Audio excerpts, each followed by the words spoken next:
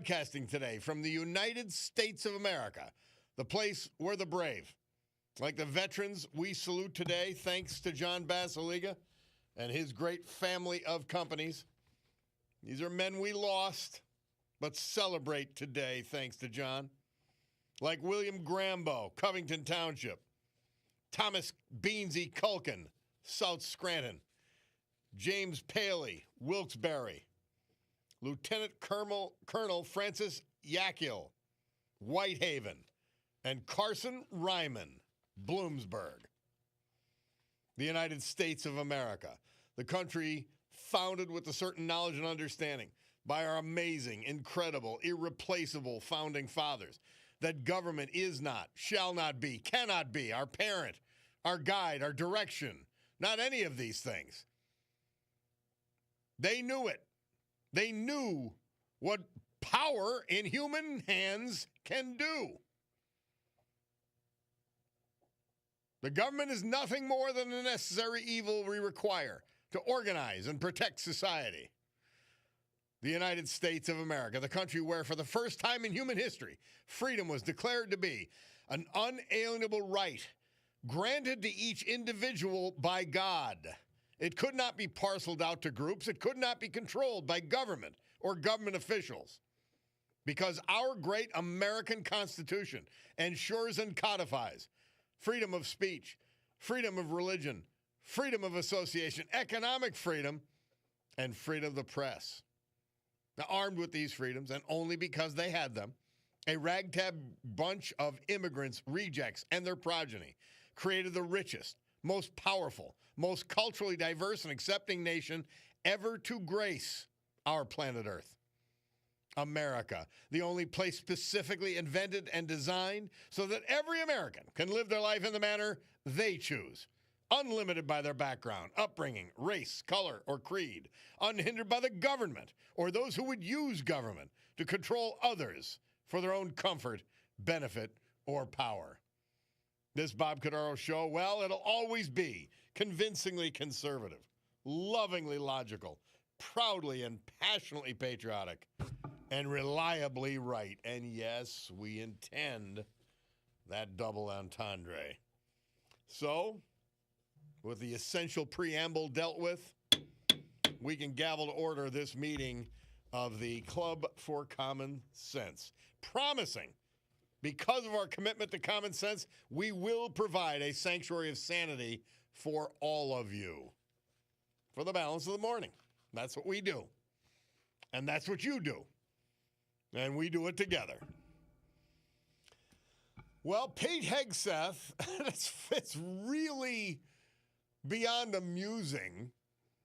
I'm listening to the morning show critiquing his address to the military. That one of the, at least in my lifetime, sort of a first of its kind get-together of top military brass with the top civilians in charge of them, all in one place. Not by Zoom, not by phone, but in person. And they're meeting at Quantico. That's where the Marines are. And I find it fascinating. I wait, unlike others, the left-wingers, I wait to see what the results of an action are, particularly when it's unprecedented. Let us see. I think, generally speaking, it's a great idea. We had a military that was run down dramatically, especially in the last 4 years, but over the last several decades, with woke insanity, with reduction in standards, with awful recruiting because of woke insanity and reduction in standards. There was nothing special about being in our military. And as we salute veterans each day on this program, it reminds you of how ordinary people became extraordinary under the right leadership, under the right direction, under the right firm hand. This is not patty cake. This is people killing each other.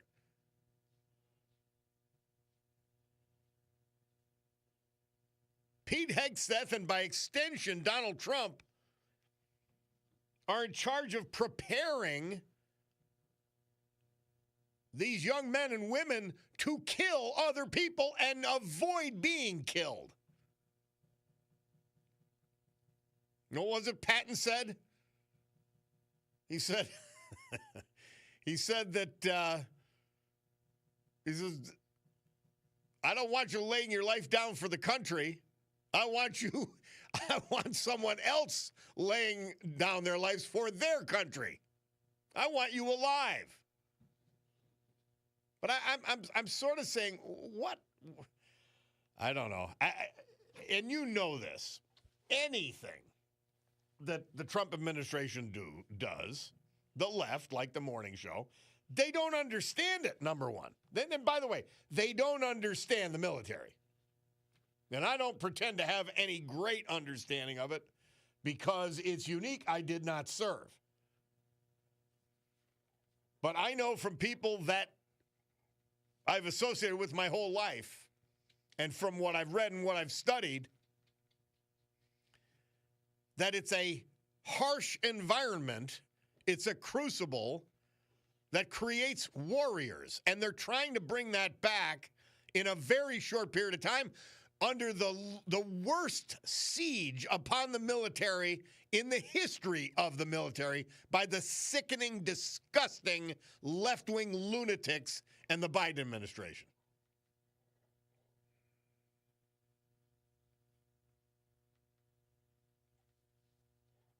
So, one of the trolls, I guess, there's nothing special about being in the military. Who said that? I'm telling you, this is the funny part. The people who want to disagree, who want to criticize, they don't listen. They can't. They're actually incapable of it. I've observed it. And I live it, unfortunately.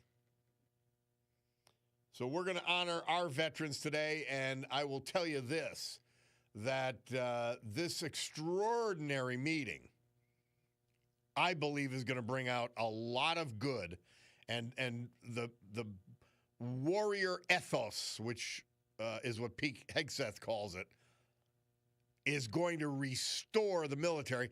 You just look at the recruitment records that they're achieving. People want to be part of a winning team, not a losing team. Not a team that seeks to reduce everyone in its ranks to the lowest common denominator. That is anti-merit. Nobody wants to be part of that organization that you want to be part of the military. We want winners. We want people who refuse to lose. We need people who refuse to lose, because my reading of military history, and a lot of you out there could correct me if I'm wrong, it's about the people from Hegseth's level, colonel on down, trying to overcome the mistakes of the distant brass and having to deal with the mistakes of the distant brass, their bosses. So much happening with this administration, all of it good. All of it good. In any event, let us take our break. Bob Cordaro, WILK. Another great day in America. They just keep being great. There's challenges. This is not a straight line up. There are challenges to be faced, and there are people who are resistant to common sense, who are fighting rationality, who want ridiculousness. Look at the people in Oregon. They cannot protect their own citizens. They cannot protect the federal facility, but they don't want the military in there to do so. Yeah. There's people that are mentally ill that we're dealing with that are in positions of power. Crazy.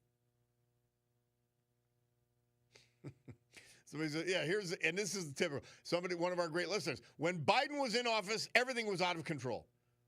From the grocery prices to utilities to clothing, everything. Nothing was said about it in the news or the papers. Now, every commercial is about how Trump's tariffs are driving prices up on everything. Sad and LTS. And they're lying.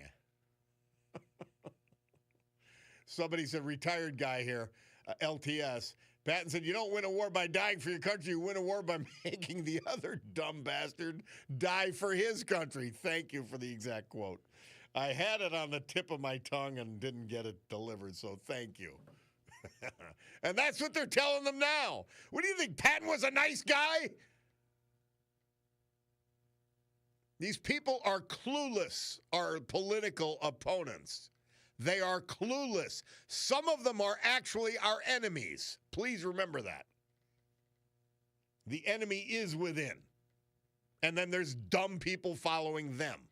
Crazy. You wouldn't think so. All right, we'll take a break. Bob Cordaro, WILK. We're going to come back.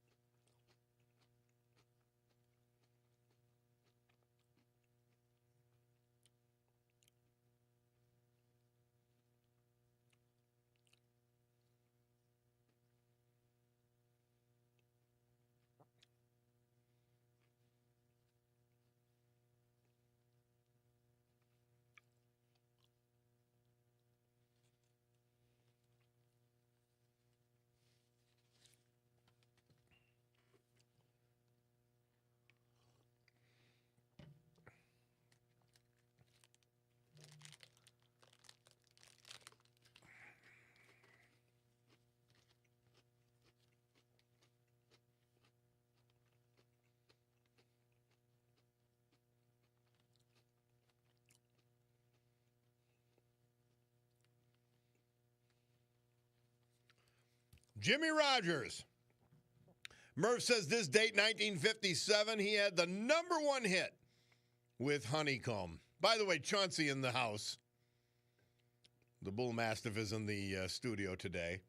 I've been providing very little distraction, I might add.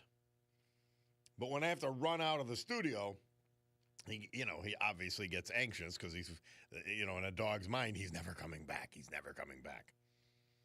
But then I do it and everything's good. Somebody says, Bob, LTS, yes, I think getting our military together is a good idea. We need to be on the same page to save our country. We need the strength and camaraderie of facing our enemies together as one. I'm 100% behind Trump and his agenda because we have no other acceptable choice. God bless America forever. Amen. Thank you. Now, I don't have any idea what they mean. Somebody texts in, do you pay attention to what's happening in this country? Yeah, I pay probably as close attention as anybody. And we've got a bunch of whining left-wing lunatics screaming and clucking because they were tearing the country down and trying to turn it into something that they insist it be where they're in charge. And the Trump administration is reversing all that, and they're screaming like stuck pigs. They're disgusting people. Chuck Schumer, disgusting. I can name any Democrat political leader. It's the bar in Star Wars, the Democrat leadership. They're sickening people. They're a disgrace. They're anti-American. The Squad, I could go on and on. And that's them personally, never mind the policies. It's like once in a while if I put Chauncey on my back when I do the push-ups during the break. No. No, I don't. Oh, I'm sorry. All right, so the listener said, do you pay attention to what's happening in this country? And he said, no, I was responding to Nancy. Yeah, no, they don't. They really don't.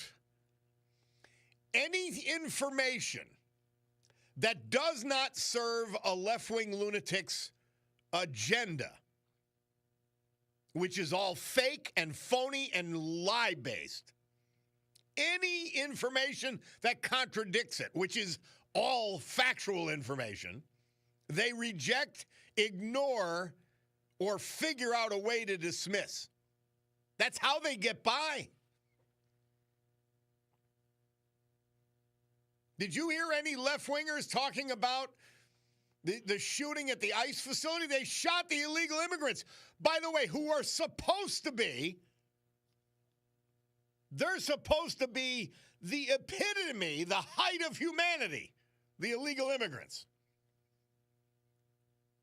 But they get shot and killed by a left-wing lunatic. There's not a mention. Not one.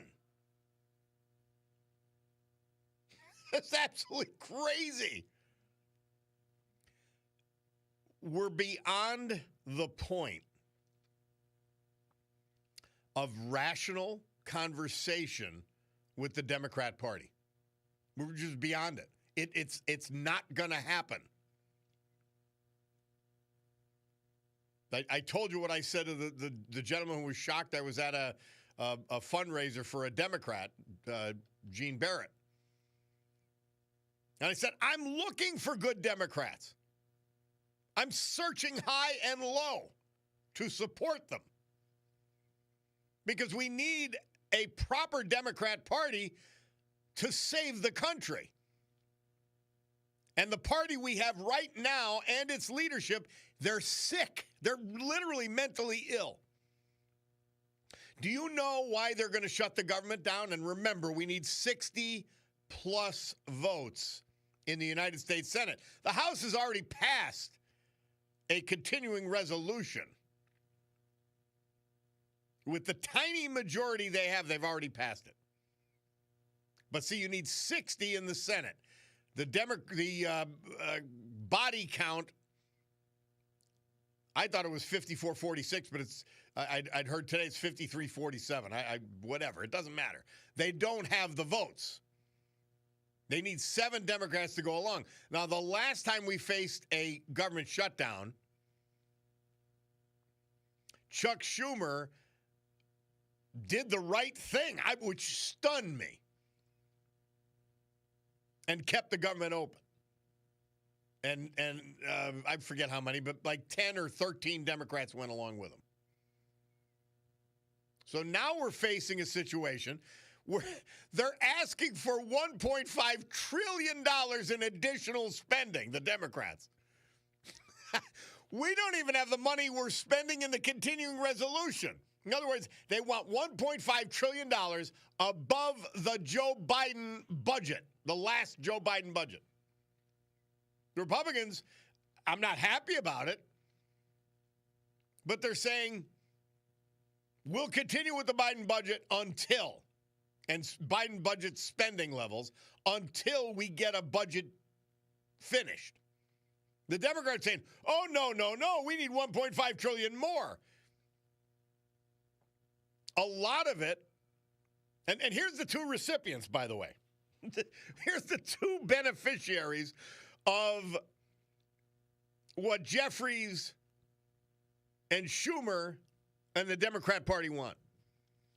$400 billion would go to insurance companies, not to people, to insurance companies. $400 billion. And much of the rest would go to illegal aliens for health coverage.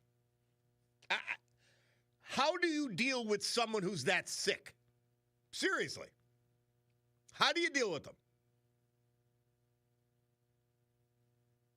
I don't know. Somebody says, Bob, how do you explain the extreme amount of violence in America since Trump came to power? I explain it because the left, the lunatics, and very vulnerable mentally ill people are being affected by the rhetoric and the lies of the left. That's how it's happening. It's resistance to common sense. It's resistance to their insanity. It's resistance to their power grab over your life, by the way. Not just mine, every American's life. That is the reason for the violence in America. That's the reason for all of these things.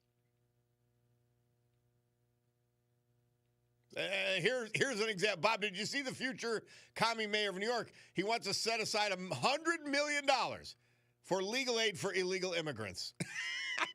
No, Bob K., thank you. I mean, it's just insane.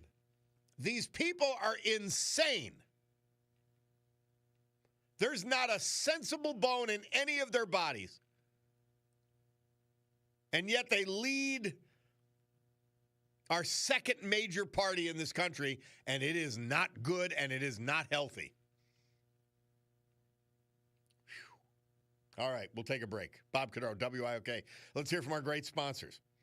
And then we've got a Veterans Tribute and more. It's the Bob Cordaro Show.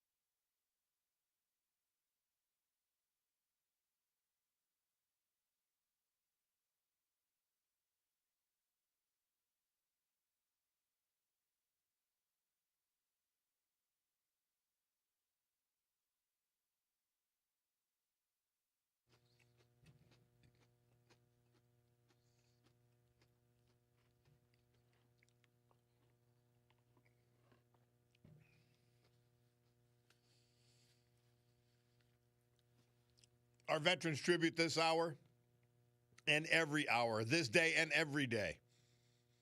Brought to you by a true patriot, John Basiliga.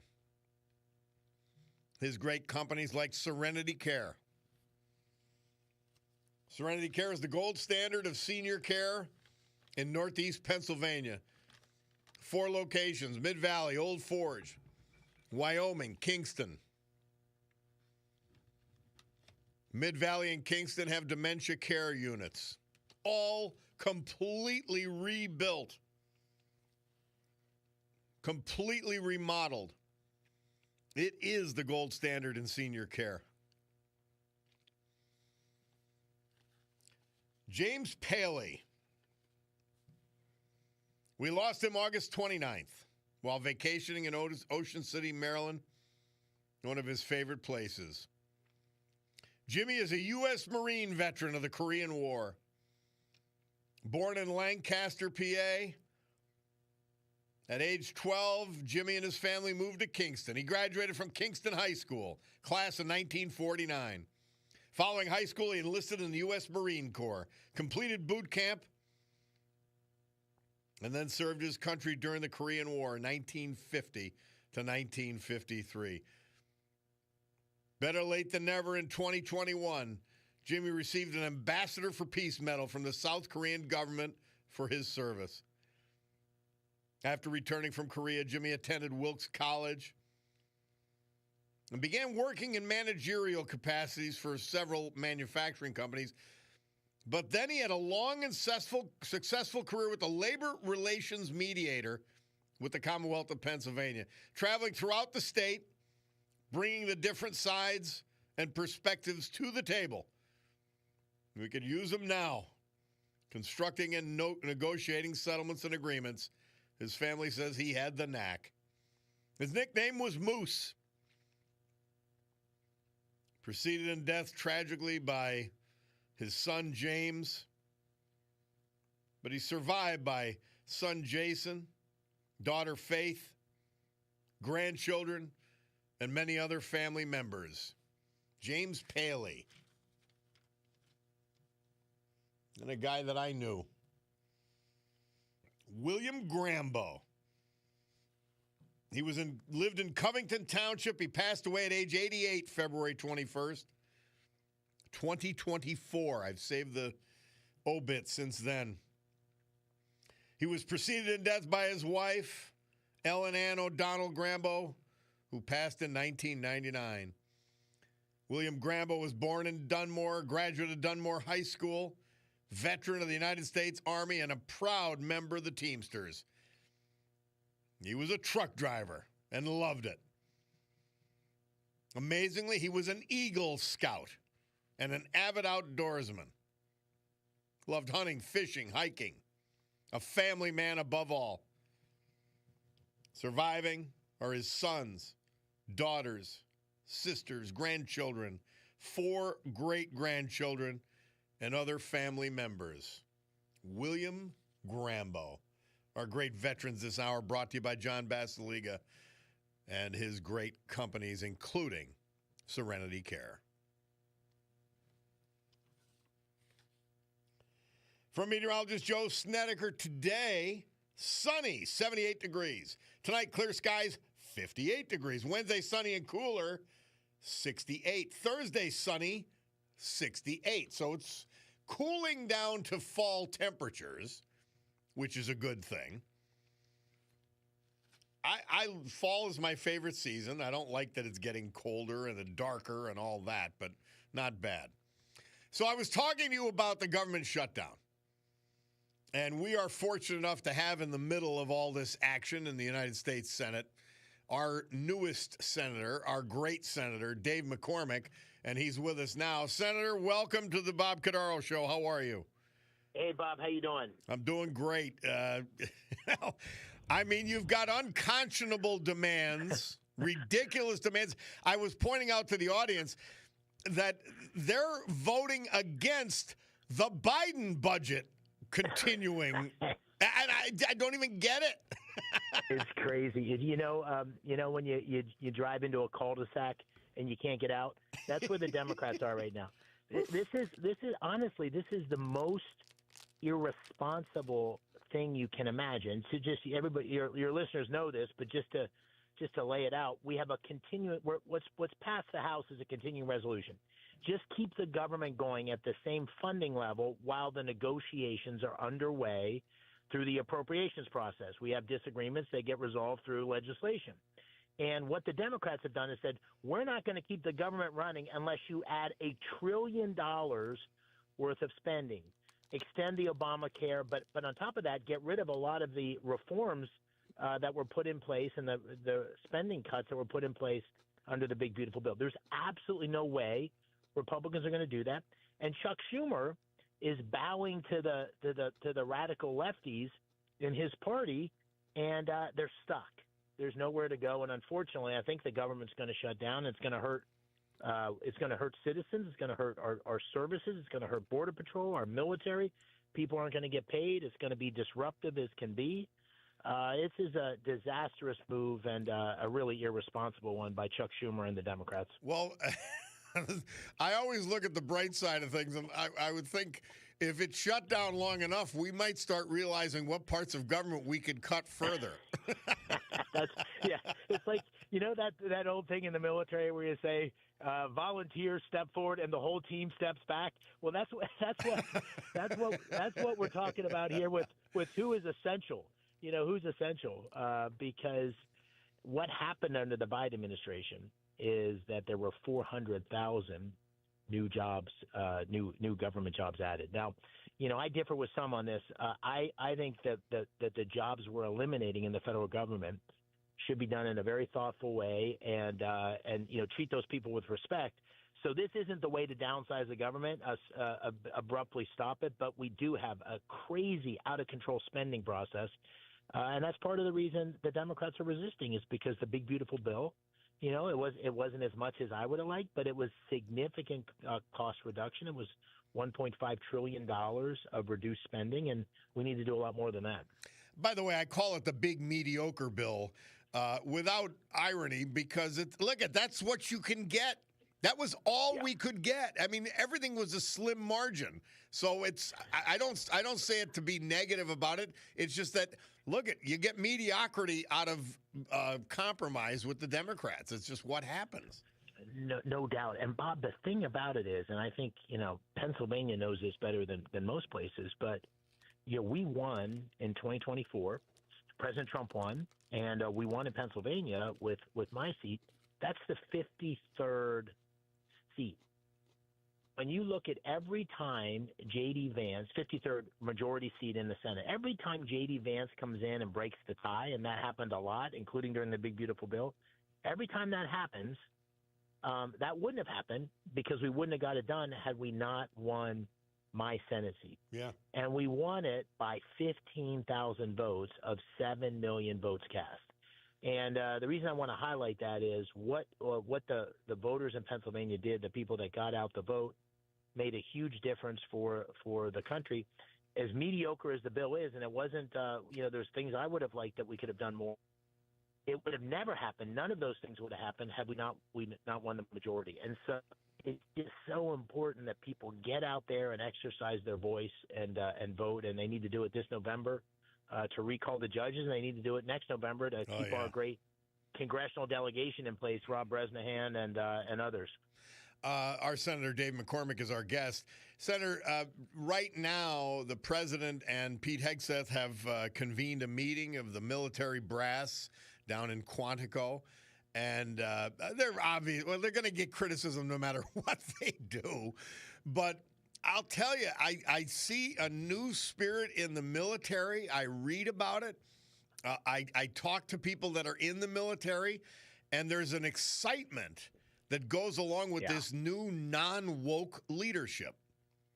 Yeah, I listened to Hegseth's speech. I didn't hear the president's, but I listened to Hegseth's speech while I was doing PT. So that just gives you reinforcement. And I thought it was You don't want great. to be one of the fat guys he's talking about, right? I don't want to be one of the fat ones, right? Nobody wants a fat senator. But what I heard there was absolutely fantastic because what he said, he started, he's going to do 3 speeches. The first one was on the most important thing. It was on culture. And he made 2 points, which I thought were absolutely outstanding. Number one is it's all about the highest standards. So we can't be promoting people based on diversity goals or things like that. We have to promote the best warfighters, the people that can exceed those standards. If that is a woman who graduates from Ranger School and can, meet all the standards, fantastic. If that's a man, fantastic. But we got to be warfighters. And the test, he said, was what kind of leadership would you want your son or daughter to war? Mm-hmm. That is a critical first thing. And listen, we've lost those standards. You go in our elite units, like I served in the 82nd, that maintains the highest standards. But a lot of our parts of our military have softened because of these standards. The second thing he said, which is really a big deal, Bob, is we got to get rid of a risk-averse culture. When you're in the battlefield and you're training, you've got to push yourself to be risk takers. And when you have a risk taker, you sometimes make mistakes. Sometimes things don't go. Mistakes are okay as long as they're based on the best intentions and you learn from them.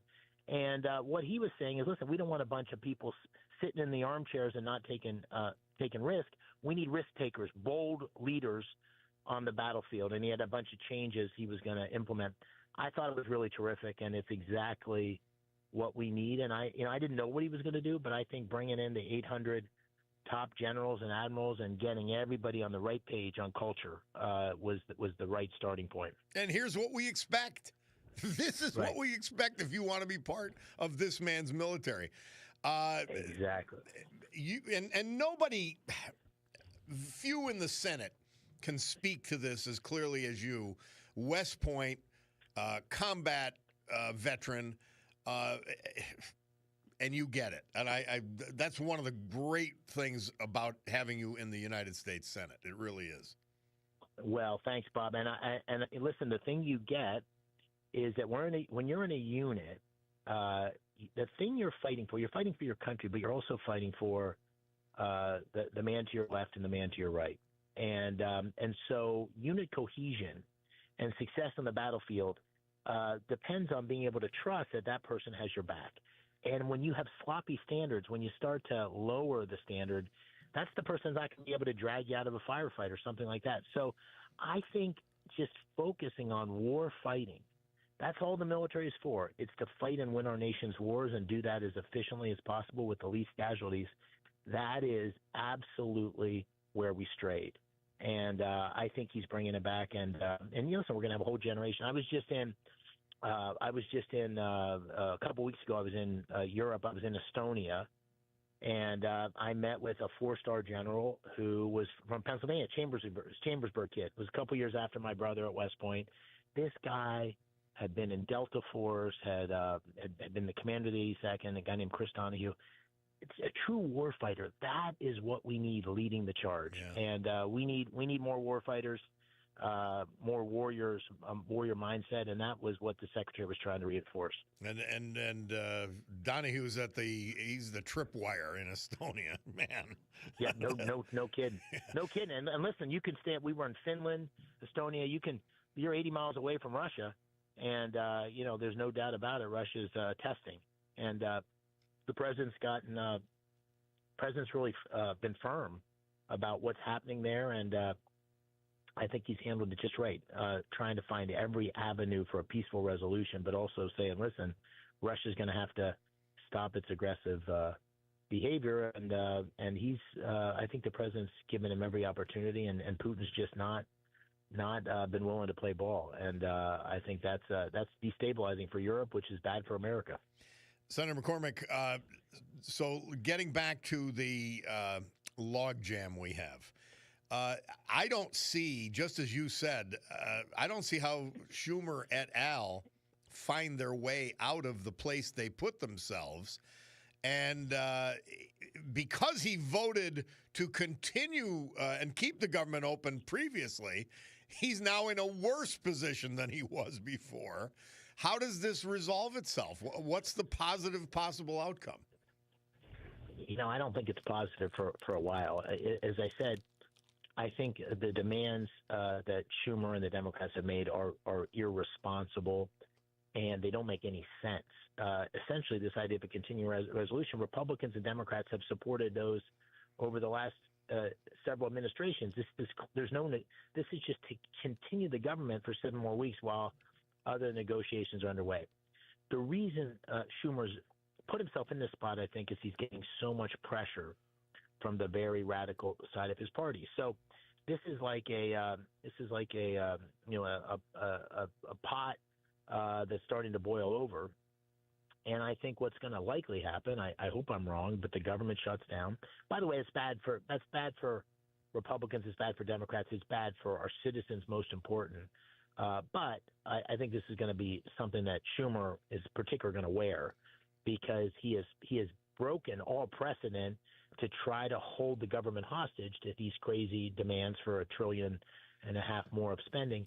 So I think what's going to happen is the pressure with the government will shut down, unfortunately, and I think the pressure will likely grow on him, and it's just going to be a question of when he can't withstand that pressure anymore. And as I said, there's no easy out for the Democrats at this point, because they're in a cul-de-sac.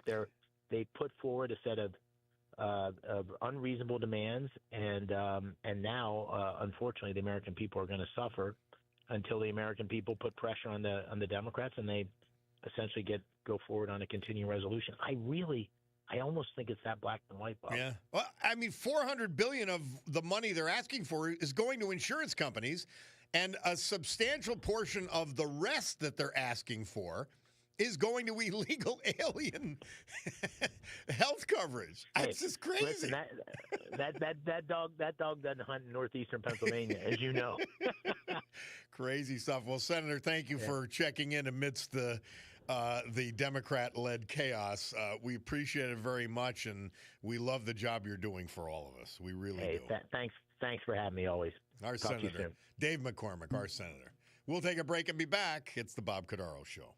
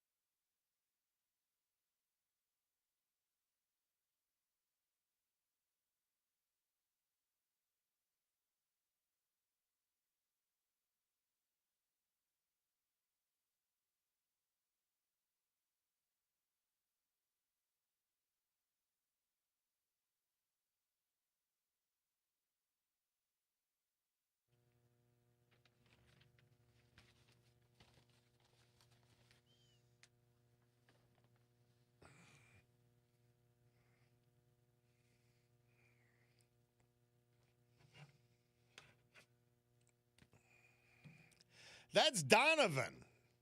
And Murph tells us this date, 1965, he made his U.S. television debut on the show Shindig and performed that song, Catch the Wind. Fascinating. Bob Cordaro back with you as we head towards the news. Mother Teresa for today, September 30th. Death is the most decisive moment in human life. It is like our coronation, to die in peace with God. Thank you, Mary Regina. Amazing. What an amazing woman. And she lives on after. And my man, Nicky DeSanto, sent me a Mother Teresa for today. She said, I used to believe that prayer changes things, but now I know that prayer changes us. Then we change things. Fascinating. Hey, I've got a couple of things. We've got guests coming up, but somebody said Schumer's not backing down because they want the Medicaid cuts to be reversed. Now, here's the amazing thing. The cuts haven't happened yet, so you know. And there are no Medicaid cuts except to illegals and potentially to people who want to act like deadbeats and get the benefits. 20 hours of volunteer work per month is hardly a burden if you want health coverage from taxpayers. They continue. It's a pretty simple concept. No, it isn't. It's a lie. Maybe it is the simplest of all. They continue. It's not about extending the Biden budget. It's about undoing some of the Trump stuff Trump has done that's hurting people. Nobody is hurting from anything Trump did. That's a lie. Remember the Mayor Cognetti coming on lying? That she talked to people with disabled children who were hurt by the big mediocre bill, even though it had never gone into effect yet, and you're falling for the same thing? I mean, come on. You're either stupid or ignorant. I don't get which. And by the way, I don't know why you want to be both of those things. I don't get it. I really don't get it. Schumer wants Medicaid for illegal aliens. Why do they want illegal aliens to get Medicaid? So more of them come, and the Democrats don't lose representation in state houses and in the U.S. Congress. Period. End of sentence. There's no compassion there. There's nothing but a sickening political calculation. And we've played Chuck Schumer lying about immigration, and now he's changed his course. We played him about everything. He's a Medicare cuts, Medicaid cuts. We played his words. He's a sickening disgrace. And if that's your leader, there's something wrong with you. Look in the mirror. My Picardo Jeweler watch tells me it's 10:02:54, which means we're overdue for the news. Let's do it and come back. It's the Bob Cordaro Show.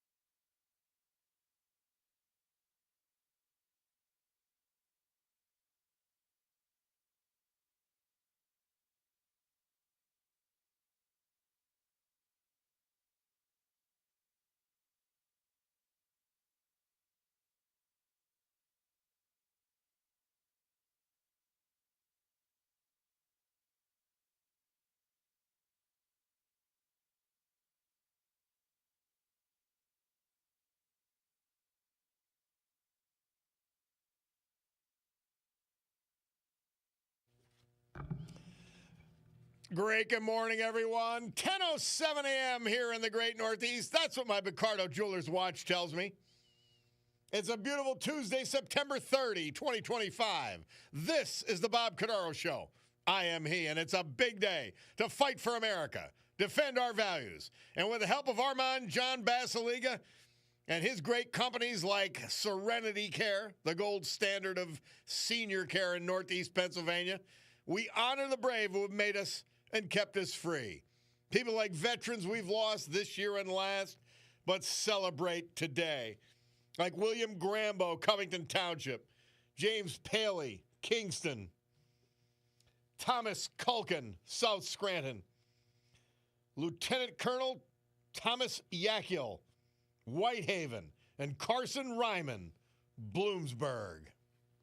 So with history, our great founding fathers, and the incomparable Constitution of the United States of America as our guides, let us continue today's battle, gaveling back to order this meeting of the Club for Common Sense, promising you a sanctuary of sanity for the balance of this morning. You listen to the news scripts. It's like you listen to the news scripts. Let me get the exact phrase, okay? Questions raised about gathering generals in haste. This is the military. They're supposed to gather in haste. They're supposed to act in haste. My word. That's what the news scripts are. Because, well, what else can we complain about? Well, this was awfully quick. I mean, it's insanity. Do you see what we're dealing with here? Unbelievable. Somebody texts in farmers are going bankrupt because of Trump's tariffs. That's a lie. That's a complete, utter lie. Do you know what a tariff is? It's a tax on imports. How could a farmer go bankrupt from a tax on imports? You don't even know what you're talking about. You're just repeating gibberish that you're hearing from the left. Wow. If you don't wish to be truthfully informed, there's nothing I can do about it. But you will be in a sanctuary of sanity. If you choose to be insane outside of the sanctuary, there's nothing I can do about it. If you choose to listen to facts, truth, and reality, and join us in normalcy, that would be great. And we welcome you. Somebody said, if you listen to Nancy this morning, you think the world is ending. Well, her world is ending. The carefully constructed left-wing lunatic world is ending. That's why the violence. That's why the histrionics. That's why the lies have been stoked up beyond imagination. It's insane.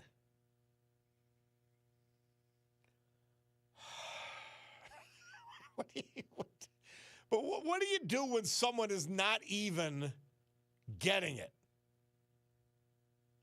With the same listener, here's where you're losing me, Bob. I'm with you on most things, not all, but a lot. But yes, tariffs affect everybody. Are you kidding me? How?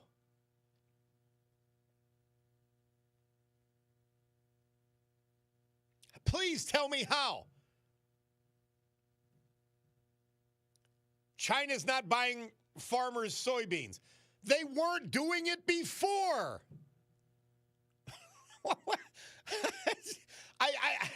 This is crazy.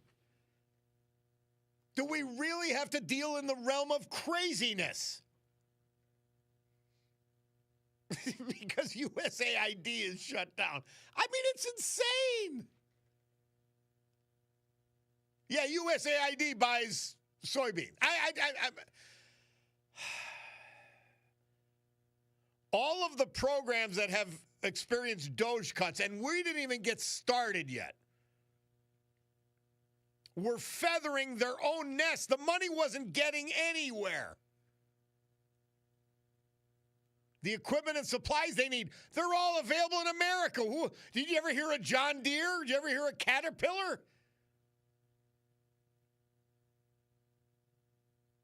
Unbelievable. It's unreal. And you will listen to lies and you'll keep hanging and clinging to them. The lies of the Democrats. The Federal Reserve Chairman, who hates Trump, had to admit that tariffs are not inflationary.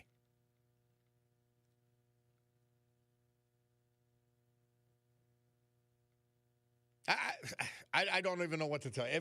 Look, you're going to believe what you want to believe, sadly, instead of the truth. And so that's what happens. My phones were malfunctioning, but now I notice that our friend Rick Bigelow's on the blower. And we've got some things to talk about instead of nonsense. Okay? Well, in World War II, the Italian campaign, it was a big deal as we went up the boot. And Rick Bigelow's with us to discuss it. Rick, how are you? Doing great, Bob. Glad to be with you. We have the map of, if people are watching the program on the live stream, we have the map of Italy on there, split screen with me. Talk to me. Tell me about it. Well, as some background, this was the longest campaign in the European theater that the Americans took part in World War II. From the time we landed in Sicily until the Germans surrendered in May of 1945, it was almost 22 months. Other campaigns in the Pacific were longer. The German-Soviet conflict was almost 4 years, but it only took 11 months after D-Day for the Allies to capture Berlin. So this was a long, tough slog in the Italian campaign in World War II. The human toll was staggering. Over 300,000 U.S. and British casualties, about 80,000 killed in action, for what in hindsight were only minimal gains. And the really bad thing is 150,000 Italian civilians died following the Allied invasion. So this was a monumental campaign, and the results were staggering. So in 1943 in August, when the battle for Sicily was still raging, Allied planners were working on the next step. It seemed obvious that the next step should be the invasion of Italy, because it was only a few miles across the Straits of Messina to the Italian mainland. But the Allies gave serious consideration to Sardinia, Corsica, Greece, and the southern coast of France. Now that the German Navy was out of the Mediterranean and their air fleet had been seriously decimated, we could go just about anywhere we wanted to in the Mediterranean. We could bypass Italy and invade Sardinia, Corsica, and southern France, all of which would leave us closer to our ultimate goal, which was Berlin. Finally, the Allies decided that the opportunity to get Italy out of the war and shorten the distance to the oil fields in Romania caused Allied leaders to opt for the invasion of Italy. In retrospect, was it the right decision? It's hard for me to say. I think a lot of people thought we probably should have done something different. And I think the main reason for that is that in Sicily, there were only one or two German divisions. In Italy, there were something like 16 German divisions that we were going to go up against. So it was going to be tougher. I don't know that we knew exactly how many German divisions were there. And actually, part of it is that on the 3rd of September, which was just a few days before the invasion at Salerno, the Italian government and the Americans and British agreed to an armistice. Yeah. And we thought what was going to happen was the Germans would pull back north of Rome, and we would have an easy time at Salerno and just move up towards Rome with virtually no opposition. Well, that didn't happen. Why do you think they didn't, by the way? You would think they would say, okay, we're in now a hostile country, and it isn't ours to defend. What are we doing here? And withdraw to defend the homeland. Yeah, I think they were interested in keeping the Allies off the Italian mainland. Yeah. And I think they and by their nature, they're aggressive. And so it's not in their nature to withdraw unless they're withdrawing to a more formidable defensive area. So I think at this point in time, they figured they could still keep the Allies off the Italian mainland. So, in background, Italy's been populated by humans for thousands of years. And of course, Roman Empire dominated the world for centuries.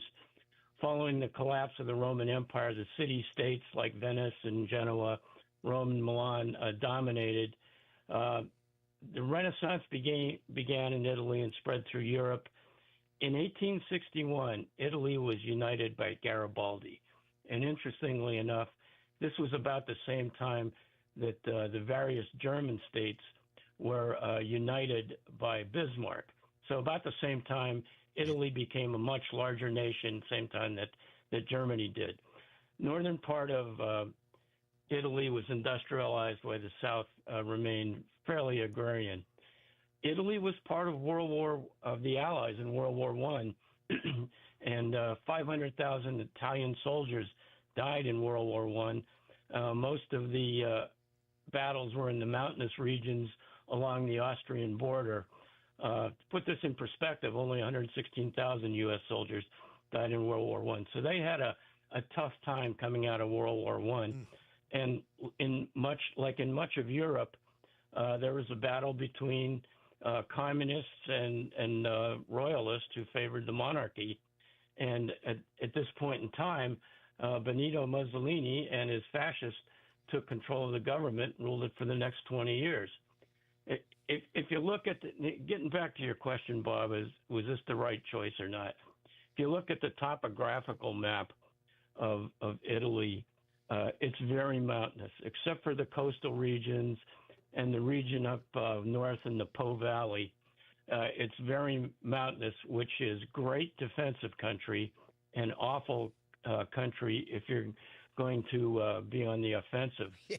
And then once you get all the way up through Italy, you've got the Alps.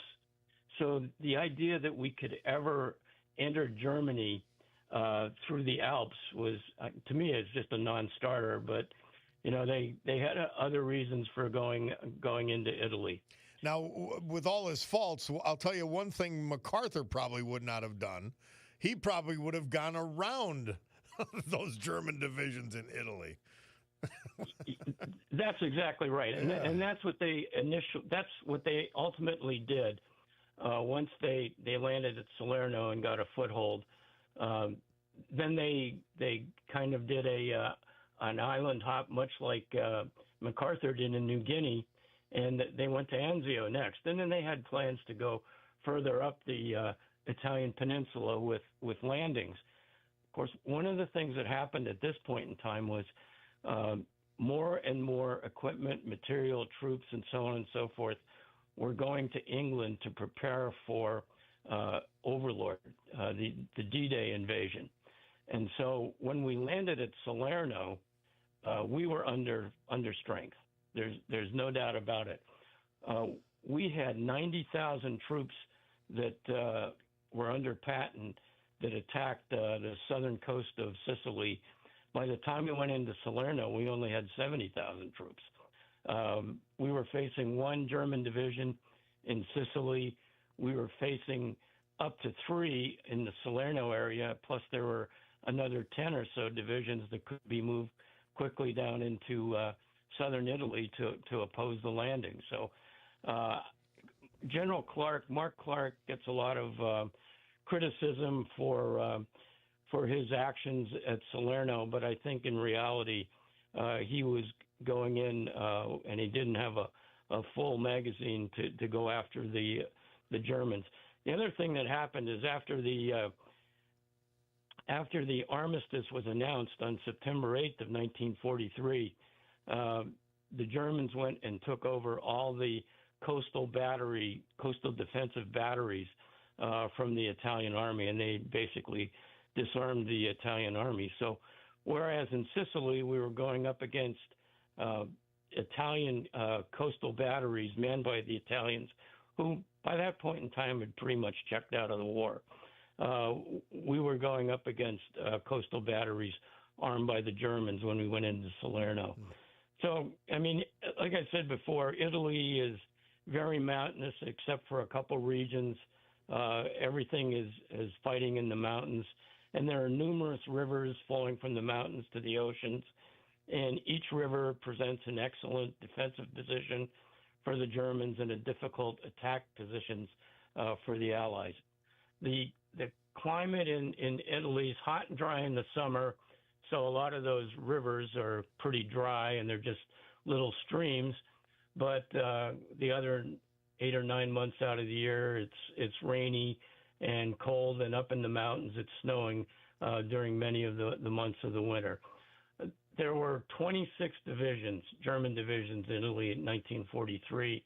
So the campaign in Italy would not be quick and it would not be easy. And like I said before, this was counter to our expectations when we went into Italy. Can I talk about Mussolini for a little bit? Yes, let's finish with him, because this subject deserves another day. It really does. Okay. Yeah. Mussolini was born in a little town of Prodapio, Italy, about 150 miles north of Rome, to a socialist family. In 1902, he emigrated to Switzerland to escape the military draft, became involved with the Italian socialist movement in Switzerland, and became a journalist. By 1912, he was one of Italy's leading socialists. World War I caused a rift in the Socialist Party. Mussolini was expelled because he opposed the war. He then became a proponent of revolutionary nationalism and founded the Fascist Party. He fought with the Italian army with distinction in World War I. By 1920, he published his doctrine, which included a term called Spazio Vitale, which translates in German to Lebensraum and translates in English to living space, which was very similar to what Hitler published a couple years later. He claimed that most of the Mediterranean was in Italy's sphere of influence, and basically this was the start of his intent to reestablish the Roman Empire in the 1900s.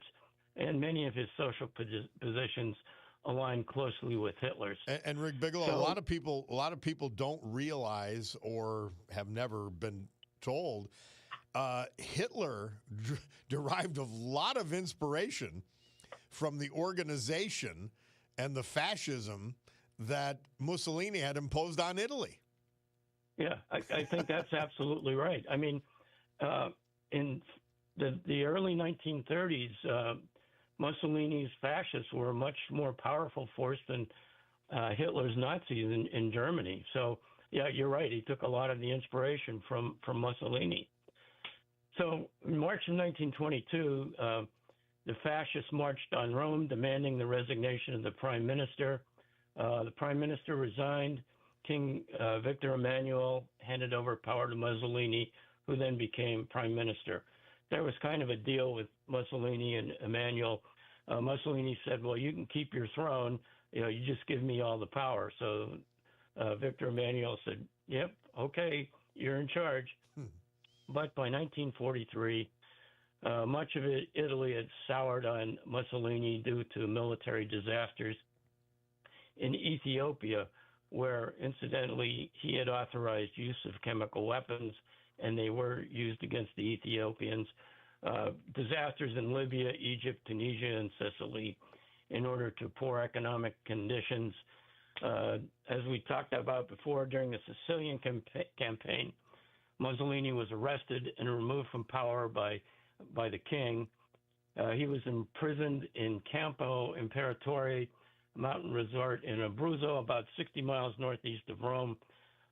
His successor, Marshal Pietro Badoglio, signed an armistice with the Allies in September of 1943. It was announced 5 days later and threw all of Italy into chaos. Hitler sent more troops into Italy and effectively took control of the country. Badoglio and the king escaped to Malta and then back to the mainland of Italy, where they formed a government.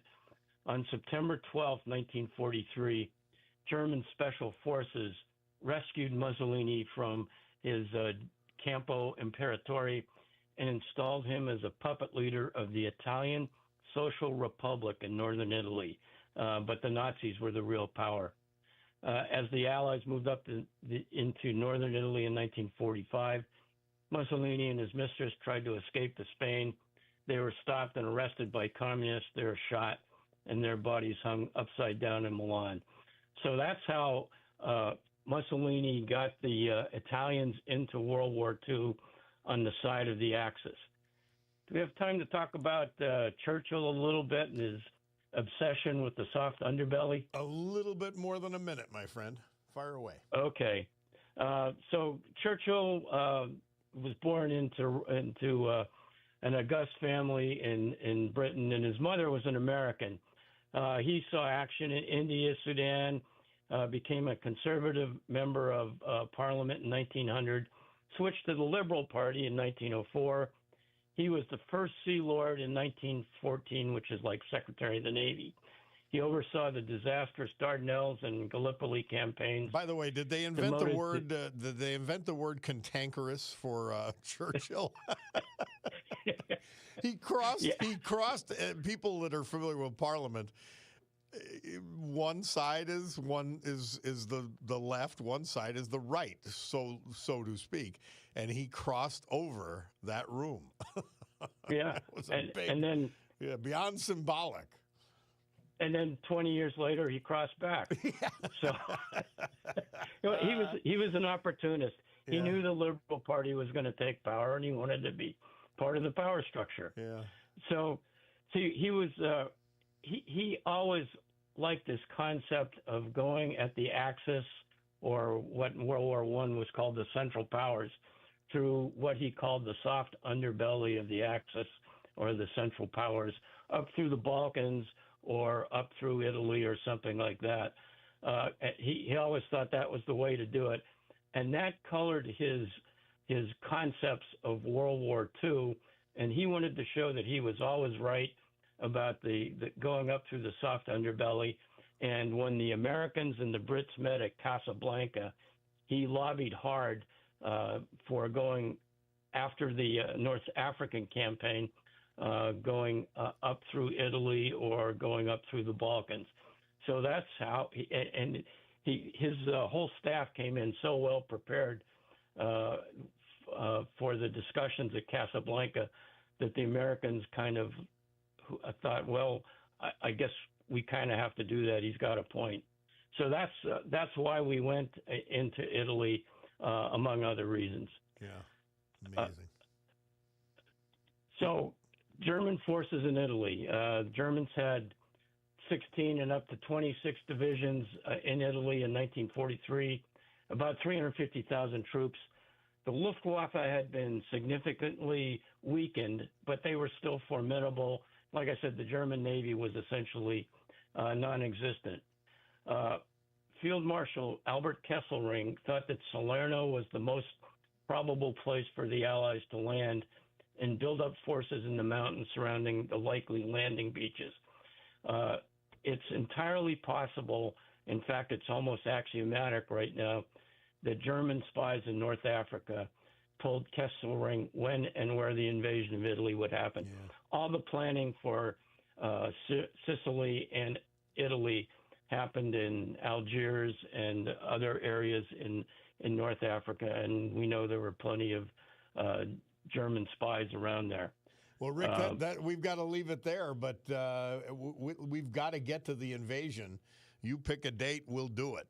Because this was, man, you think of these, I think of the foot soldiers, and it's just what they were facing and what they dealt with. It's remarkable. So many from our area. So many from our area, too, you know? Right. Well, thank you. Always a great pleasure. We're set up to talk about the Italian campaign of the Allies, World War II, at a date to be determined.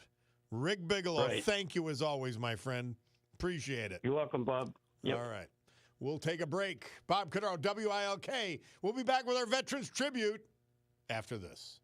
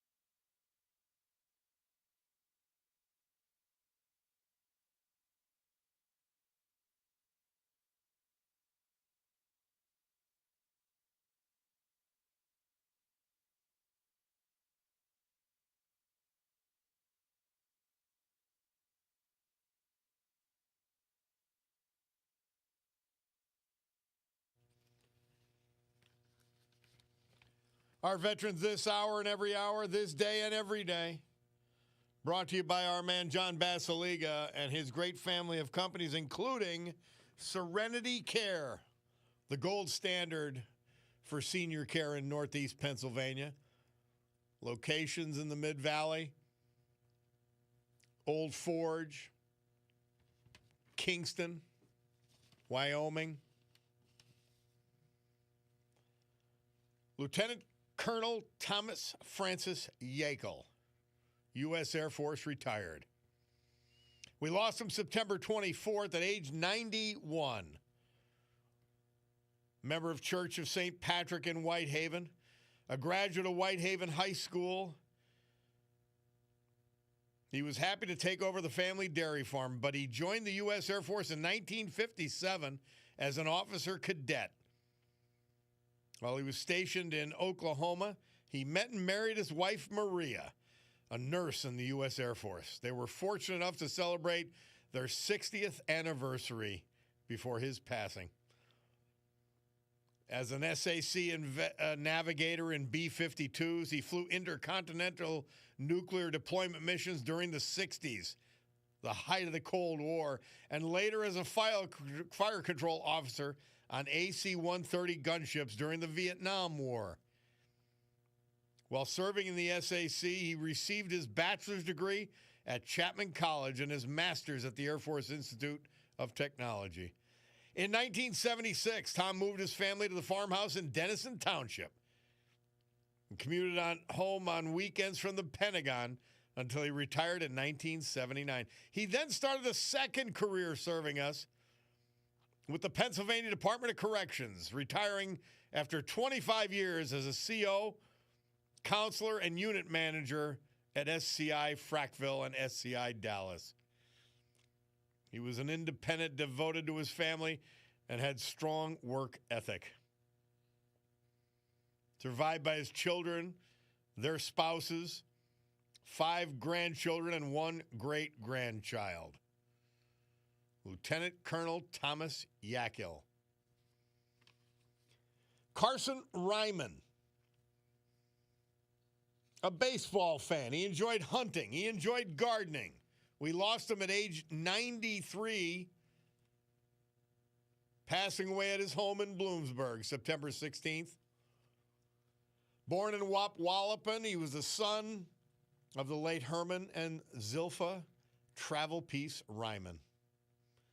He attended Nescopec schools and went on to the U.S. Army from 53 to 55 during the Korean conflict, attaining the rank of corporal. He then was a driver for the Pepsi-Cola and Confair beverage for more than 40 years. Mr. Ryman was a member of the United Methodist Church of Bloomsburg. He was preceded in death by his sister and his only grandson, Jason. He's survived by his wife of 66 years, the former Betty Jane Moser, his son, his daughter, 5 grandchildren, 7 great-grandchildren, and other family members. Carson Ryman. Our great veterans this hour, brought to you by John Basiliga and Serenity Care. Oh, that means the weather. Storm Tracker 16 forecast from our man Joe Snedeker. Today, mainly sunny, he says. It'll be about 78 degrees. Tonight, clear skies down to 58. Wednesday, sunny and cooler. It'll only get up to about 68. Thursday, sunny and 68. And that's as far as Joe takes it. So that's where we stop.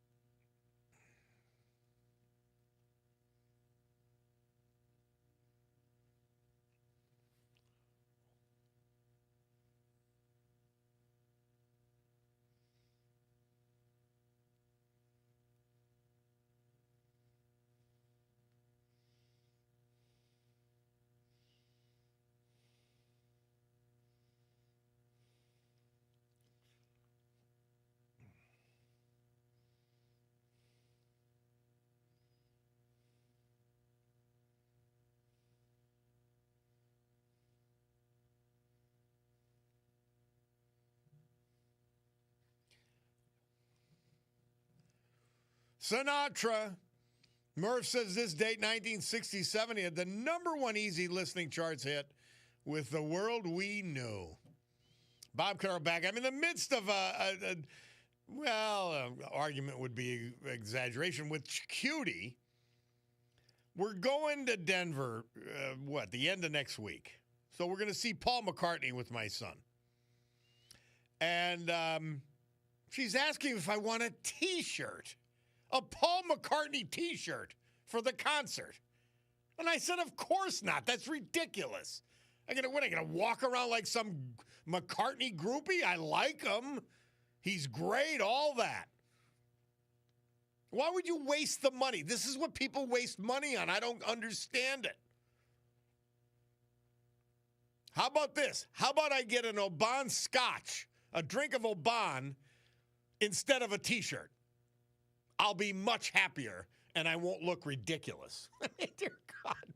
Paul McCartney, I'm 64 years old. I'm going to walk around with a T-shirt that has the picture or something of a guy in his 80s. And nonsense. I said, not a chance. Save the money. I'm not a groupie. Stop it. My God almighty. Oh, people. This is my very own Cutie. All right, let's go to the blower. I don't have who this is, but it's call regarding Christianity. Hey, good morning, Bob. Thanks Wally from Wilkes-Barre. How are you, man? Hey, okay, thanks for taking my call, and I'm just wondering if we could be compadres for about 90 seconds or so. Well, it could be less. It's up to you. Well, it's your show. It's your show.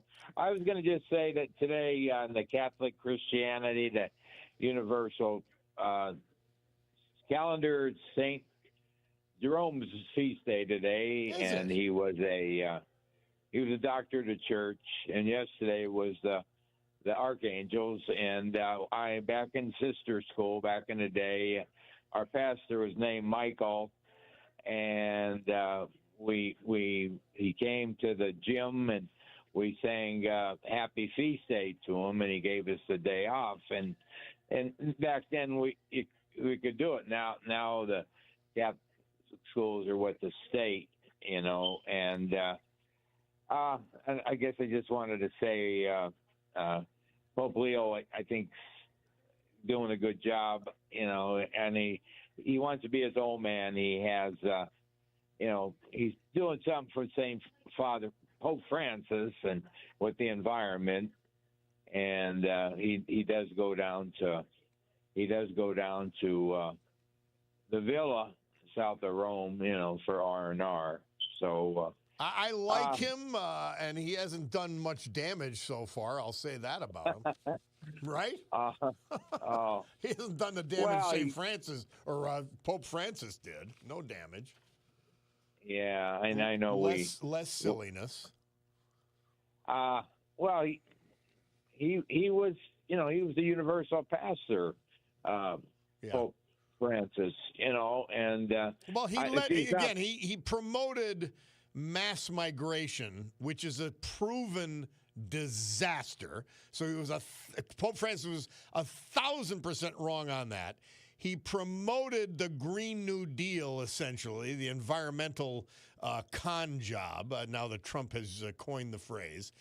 And he was completely wrong on that. And it did damage.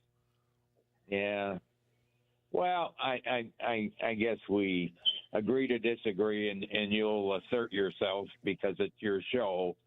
But I guess last thing I wanted to say is I was going to hope you and your son go to Wilkes-Barre Council meeting October 23rd, and I'd like you to hear the only a couple seconds left. Hustle. All right, the Democrat mayor.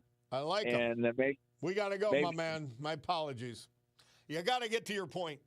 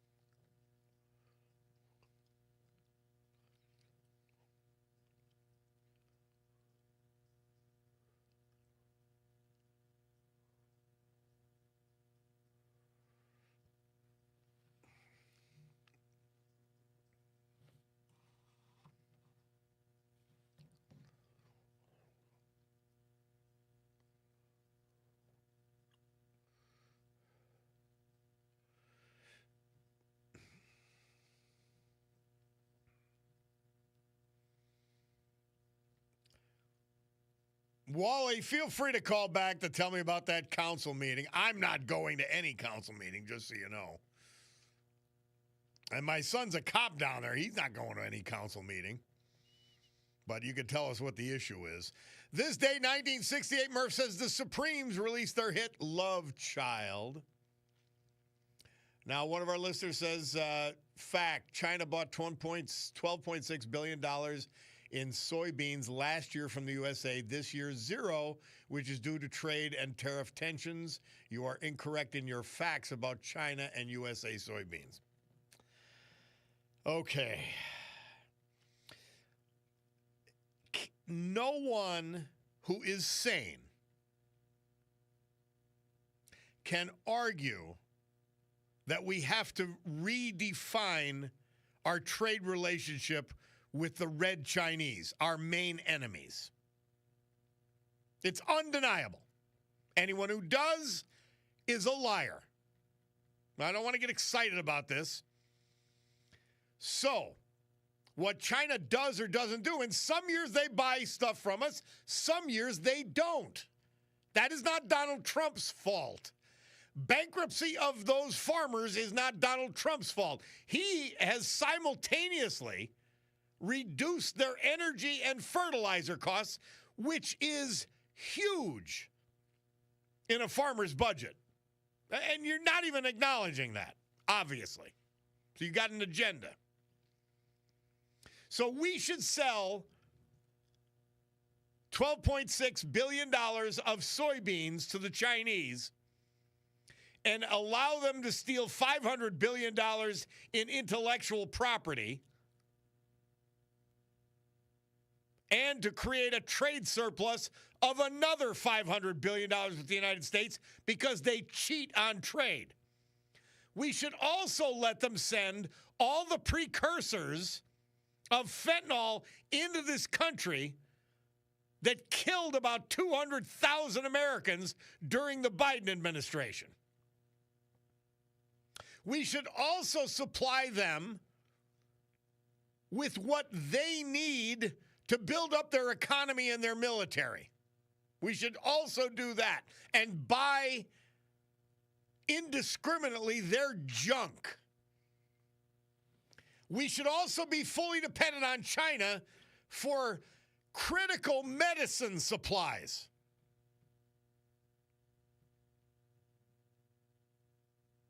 Our foremost enemy on the planet. And we should do nothing about it. So you want to take one tiny, and I mean tiny, in relation to our trade with China, one tiny instance, one tiny example, and ignore the entire relationship to what? You think you're winning an argument? You're not even close. You don't know what you're talking about. Do you think that hurts Trump somehow? Anyone normal knows what he's doing. So even if your facts are correct regarding soybeans, are you telling us that is the sum total of our relationship with the Red Chinese, our main enemy? Why do you do these things? For what? This is the psyche I can't get into. Do you either hate Donald Trump so much or you're so bought into the insanity of today's Democrat Party that you will just say things and you think you make a clever point and somehow that matters? I don't even know how to deal with you. That's crazy talk. Oh my gosh. I don't get it. And they'll argue till they're blue in the face about soybeans in the midst of a multi-trillion-dollar relationship and a world threat that has to be overcome for the sake of the world, not just the United States. They'll argue about soybean purchases in a given year.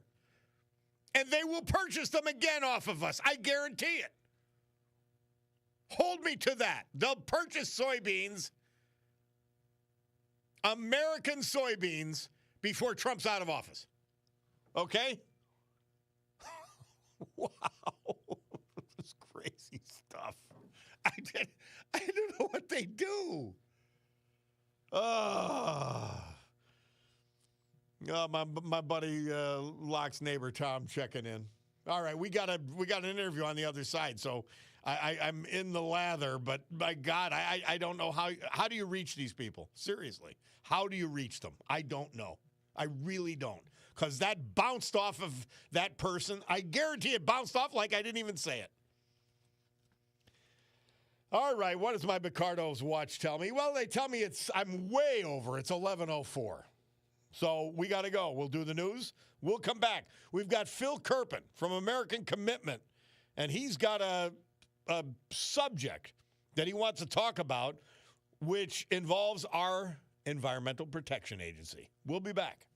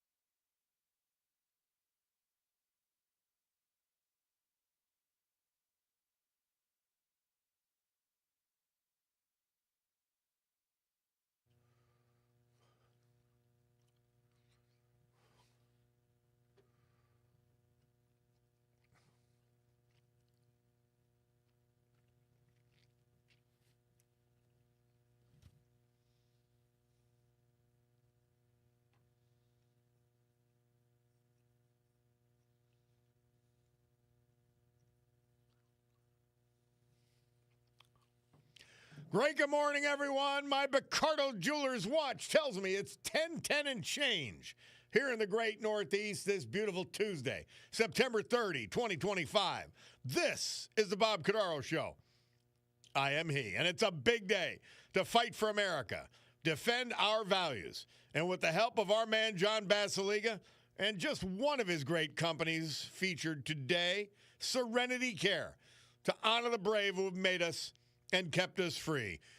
People like their veterans we're saluting today, whom we lost this year and last, like William Grambo, Covington Township, James Paley, Kingston, Lieutenant Colonel Thomas Yackel, Whitehaven, Carson Ryman, Bloomsburg, and Thomas Beansy Culkin, South Scranton.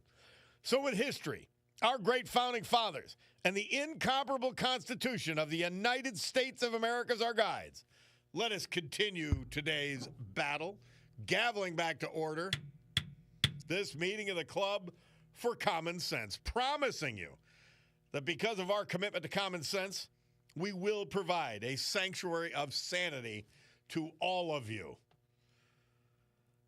In a world that's gone, man, we got one of the trolls texting in about these friggin' soybeans. Like, as if that is our entire relationship with China.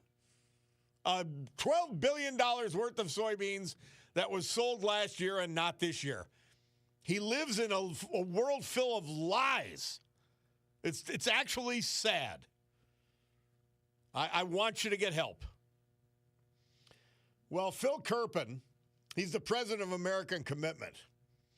And he's a guy who's been fighting for us for common sense, along with his incredible group, American Commitment. Check him out by going to americancommitment.org. And he's urging Americans to get in touch with our EPA to express support for the agency's proposed action to repeal the Obama-era greenhouse gas endangerment finding. And we're going to have him talk about that now. We're reversing so many insane policies, but this is an important one. Phil Kerpen, welcome back to the Bob Cordaro Show. How are you? Oh, I'm doing great, Bob. My Mets obviously collapsed, so baseball season's over. But other than that, I'm all right. I'm excited for maybe a government shutdown. We'll see. The Democrats are acting insane, as is often the case. We'll see. We got a ticking clock here in Washington. I'm actually really, the traffic this morning was horrible. So if the government workers are staying home, that's going to make my ride to work much better tomorrow. So I'm hoping for that. Always a bright side, yeah. Well, are half of them even going to work? I guess they are under the Trump administration. But Trump made them go back. Yeah, he made them go back. They hate it. It's hard. It's amazing because the idiot D.C. government people got rid of like half the travel lanes on our main streets and lowered the speed limits everywhere because no one was driving. Now everyone's back to work, and so it's like the worst traffic we've ever had. Well, we've got a mayor here who's trying to follow suit and putting bike lanes in. We got those everywhere Scranton, too. And it's amazing. Wait a minute, there's no bikes in downtown Scranton. There's so many bike lanes here where I've never seen a bicycle, and we just lost a travel lane for no reason. It's amazing. My word. It's the left-wing insanity. Well, Phil, tell us about this latest effort that you're shepherding. Yeah. The deadline actually passed, but I'll tell you what happened and kind of what the next steps are, even though it's too late to send a message into the EPA now. But the deadline just passed this past Monday, not yesterday, but the Monday before. So last week is when they closed the public docket on this. We kind of got blown out by the green groups, which was expected. They put like 100,000 comments in saying, "How dare you revoke the carbon dioxide endangerment finding? We're all going to die of global warming, blah blah, et cetera." We put 1,000 or so pretty good comments in there, but we got blown out. But I expected that from the green groups. But this is the big one. This is the big one in terms of whether this Trump administration will succeed in removing the legal predicate, the legal basis for EPA regulation of greenhouse gases. And this is super important because, we saw in the first Trump term they didn't do this. They kind of said, well, we don't want to be called climate deniers, and we're just going to sort of tinker around the edge. And I think Trump got some bad advice on this. And then what happened? Biden came in, and he was able to put back all the Obama rules and a lot more very, very quickly. And we got the EV mandates, and we got power plant regulations, and we got industrial regulations, all of this. So this time around, Trump, with Lee Zeldin running the EPA, they're striking right at the heart of this insanity. And for people who don't remember how this all played out, there is no law that was ever passed that had greenhouse gas regulations for the United States, or an economy-wide greenhouse gas scheme of any kind. The Democrats, they had huge majorities under Pelosi and Reid when Obama was in, but they couldn't do it. They barely got it through the House. It crashed and burned. They never even voted on it in the Senate. And so if our system of government were functioning the way it's supposed to, that would have been the end of that, right? Even with huge Democrat majorities, they can't pass a law, so we're not going to have greenhouse gas regulations. Instead, the liberal states got a favorable decision from the U.S. Supreme Court in a case called Massachusetts versus EPA. They actually got that when Bush was still in office, that kind of said, the 1970 Clean Air Act is actually a global warming law. It's a climate law. You have to decide on the basis of science whether greenhouse gases endanger human health and welfare. Bush said, yeah, okay, I'll punt on that. I don't know. I don't want to decide either way. And then Obama, of course, said, oh, yes, this endangers human health and welfare. We're going to take all of the greenhouse gas regulations we want, and we're going to shoehorn them into a law that passed in 1970 when, the scientists were still warning about an ice age and no one had even invented global warming. So this idea is absurd, and yet this is where we were. And under Biden, we had about $1 trillion in regulations pursuant to this, because they had all the EV rules, we have all the power plant rules, we have all the industrial rules. And so if this EPA succeeds in reversing the endangerment finding and saying that greenhouse gases do not endanger human health and welfare, and how is Lee Zeldin predisposed? He's obviously he's done it. I mean, he's doing it. Right? He's going to do it. He's going to do it. The question is whether he can win the inevitable litigation over it, and that is a little bit harder to predict. But he's absolutely doing the right thing, and Trump's doing the right thing this time. But he's Phil striking Kerpen, right at the heart of this. The Supreme Court understands and has ruled that agencies can't make law. Yeah, this is where it gets a little tricky, though. If you look in these recent cases where they, like Loper Bright, where they overturned Chevron deference to the agencies, they also said, this doesn't mean that all the decisions in the past where we deferred to agencies are automatically overturned. And there's this doctrine. At the Supreme Court, typically, where they don't reverse their own decisions on statutory cases about what the law is. They only reverse their decisions about constitutional cases on the theory that when they get the statutes wrong, Congress can correct them. Congress can fix it for them. And so some observers, including some people I really respect, say that the Trump administration is going to lose at the Supreme Court, because they're going to say, hey, we got it right in Mass versus EPA. We're not going to reverse ourselves. Now, I am much more optimistic for a couple reasons. First of all, Congress repeatedly tried to overturn what the Supreme Court did, and they had bipartisan majorities, but Biden kept vetoing them. And so we can't have a system where the whole thing's turned upside down and a bad court decision stands forever because you can't get two-thirds majorities to overturn a veto. And so I think that makes it a special case where the court might be willing to overturn themselves. Also, a lot of the court has changed. A lot of the composition of the court has changed since this original case all the way back in 2007. It's a much more conservative court now. And John Roberts himself was one of the 4 dissenters in that 5-4 decision. And so there's a chance that he will say, we can correct an error that we made. There's a chance that even if John Roberts says I was wrong then, but I don't want to overturn the decision because of its precedential value, it could still be a 5-4 without him, with him and the 3 Democrats. So I think there's a very good chance that this succeeds. And the Trump administration, they've done a very good job, I think, of making the legal arguments that greenhouse gas regulation under the Clean Air Act was never legal because it was an abuse of agency power, exactly as you pointed out. The agency never had the power to do it. There was no law that justified it, and they've made very good legal arguments. But the other thing they've done in this docket, which I love, and no Republicans really had the guts to do before, is they do take on the science head on. They don't say, we don't know about the science, or they don't say the science of global warming is consensus, it's going to kill us all, but here are the legal and economic arguments. In fact, they say they have a really good filing from the Energy Department that basically says, the apocalyptic end of the world scenarios are totally false. Warming has been slow. It's been relatively easy to adapt to. The statements about all the predictions have been essentially proven wrong. And this science review that they had conducted, it's got named authors on it. And the lead author, Stephen Koonin, who's a very famous, very highly regarded physicist, was also the top science advisor in the White House under Obama, and is a Democrat. And so they've got rock solid science arguments in this docket, very good legal arguments, very good economic arguments. The economic arguments are interesting because they've got like the career EPA economics in there that they have to have, but then they have much better economic analysis in an appendix that you can tell came from Trump appointed people. Yeah. And they basically show that this is going to be the biggest deregulation in the history of the country. It's going to save about $1 trillion for the U.S. economy. They've got good legal arguments. They've got good science arguments. And so I'm cautiously optimistic that they will eventually win in court on this. And if they do, the reason this is such a big deal is if they win in court, then when the Democrats come back in, they're not going to be able to do any of this climate stuff unless they can actually get the votes to pass it through Congress, which we know they can't do. And so this could be a very durable protection against things like EV mandates and greenhouse gas regulations of power plants and industrial facilities. So Trump is really striking at the heart of the whole climate industrial complex this time around. I think he learned a lesson from not doing it the first term. Oh, they're handling so many things better than the first term, and that's a blessing. Phil Kerpen, so again, why their main argument is, hey, this was an action taken by an agency which is now reversing itself. Of course we have the authority. If they had the authority to put it in place, we have the authority to remove it.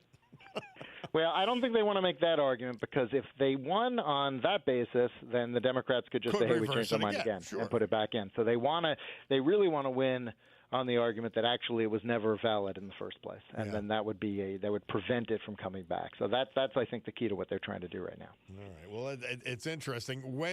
What's the time frame for the decision?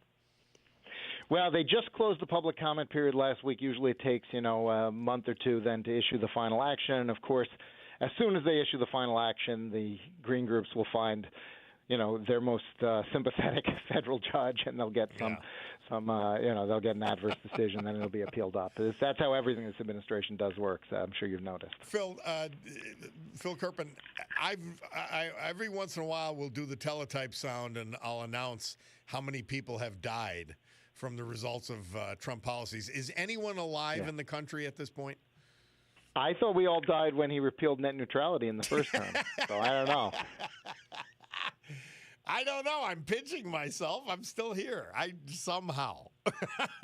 No, it's amazing. Everything is always the over-the-top end of the world. I mean, it's you would think at some point they would figure out that people don't believe them anymore, but they just keep doing it. Yeah. So I don't know. Phil Kerpen, final question. Is it harder to do the work you do, which is common sense policy? Is it harder to do it in power or out of power? I think I know the answer. Well, I always prefer offense to defense. I think everyone who's ever played sports prefers offense to defense, and I kind of feel public policy is the same way. You love stopping a bad idea, but when you can do something positive, that feels a lot better. So I also, like when a Republican administration's in, they take my calls. I could at least feel like somebody's listening. The Democrats, you just get frozen out. So it's much more enjoyable for me when you got a friendlier administration in. Well, you were fighting the rear guard action. Now you're in the front, and we appreciate it. Phil Kerpen, American Commitment, AmericanCommitment.org. We'll talk to you again soon. All right, Bob. Have a good one. Thank you. We'll take a break. Bob Cordaro, WILK. We will return.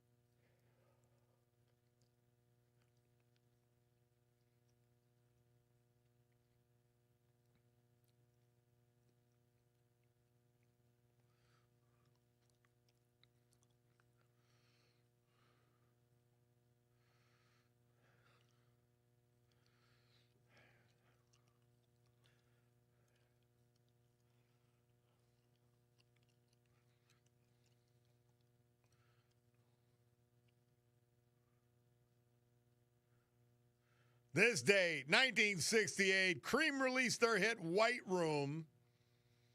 And before that, Boston dentist William Morton, Anesthetics. He pulled the guy's tooth. I'm a baby when it comes to that stuff, man. I thank God for this guy.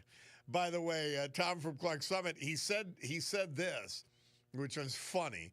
He says, Bob, all this is happening while the Chinese president stands there with that dumb look on his face. He really does, doesn't he?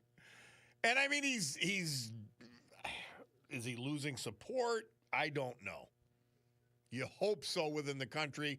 There are some signs that with the deteriorating economy in China and with Trump upping the pressure with his trade policies and military policies, that this guy's days could be numbered or at least not be permanent. Now, our troll says you just took that soybeans fact and twisted it into insanity. See, what they do, they say what they do and try to put it on you. No, I took the soybean fact that you presented, which I don't even know is a fact. I'm accepting it as fact for the argument. And that was that we sold $12.6 billion in soybeans last year and none this year. And this person then makes the leap because they don't use logic that farmers are going out of business because of Donald Trump's tariffs. First of all, the tariffs have nothing to do with the soybean sales. They have to do with our overall policy stance against China. So you don't even know what you're talking about. And by the way, this is a typical left-winger, a typical lunatic. You don't know what you're talking about. You jump from one thing to another. There's no logical flow to what you say. The discussion was why farmers are losing money and you blew it up into craziness. No, you did. Are soybean farmers the only farmers in this country? You blew it up into something. And you ignored the entire geopolitical relationship with the Red Chinese in doing it to make some silly point that you don't even get there. You don't even get there. Somebody says, that's the soybean brain why Dems want $1.5 trillion more in the budget, while the soybean deficit is allegedly $12.6 billion or 0.0084%. This is the problem. You know what I mean?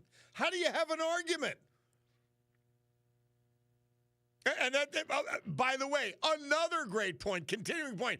I didn't hear the Dems offer $12.6 billion to farmers, only money for welfare cheats and illegals. Yeah. Oh, what a brilliant point. But what a brilliant point. Oh, did I say 10-10? It's 11-10. My apologies. Because my Picardo Jewelers watch is always right. All right, let's go to Bill from Pittston quickly. Bill, how are you? I'm doing pretty well, although I had something cruel happen to me. I read Chris Kelly's article about Charlie Kirk and you. Oh, disgusting. I'd have suffered through that. But I never really looked this stuff over, and I started reading it. I have to commend him. He's on the wagon. He gave up drinking, but now his excuse is gone. He wasn't a drunk bad writer or a bad writer drunk. Now he's a sober bad writer. So he has no excuse whatsoever, and it was terrible. The fact that he called Charlie misogynistic, and I mean, he's a liar. Cool. Chris Kelly's a liar, and he will not come on the program. I said, you could call in, I'll schedule it, or you could call in anytime. He's afraid to come on.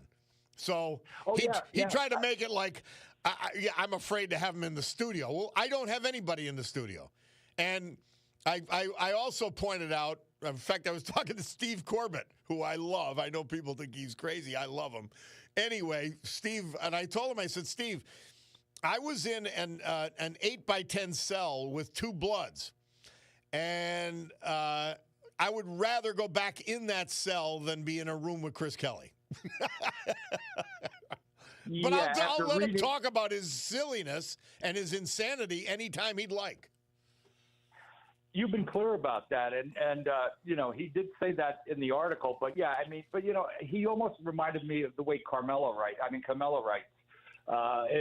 Infantile and just lame arguments. I mean, how did he ever get through journalism school if he really does have a degree in journalism? I don't remember the college he went to. Journalism, they do not teach, and as we know from so many journalists, they don't teach logic. They don't teach a natural flow of argument. And the left has become, you have to be a liar and you have to be a hypocrite to pursue leftist policies and support them. And that's what he's become. It's disgraceful. Yeah, it really is. I know my son used to get the Tribune, and he would always tell me what a lousy paper it was, and he didn't know why he got it. He's probably for the obituaries, like you said, and the sports page. But then they started giving, he was looking at the Orioles score, and he goes, "My God, that wasn't even up to date." He said they're behind even in sports. So yeah, no, he told me good luck with Chris Kelly. He said he thinks the guy's an awful writer, and that that was his own free volition that he told me that. Yeah, it's a sad case, and he deserves our pity for his illness. He just does. There's nothing I can say. We'll pray for him. We'll pray for him. We will pray for him. All right, man. Thank you. We'll take a break. Bob Cordaro, WILK. We're going to come back. We've got our Veterans Tribute and more. It's the Bob Cordaro Show.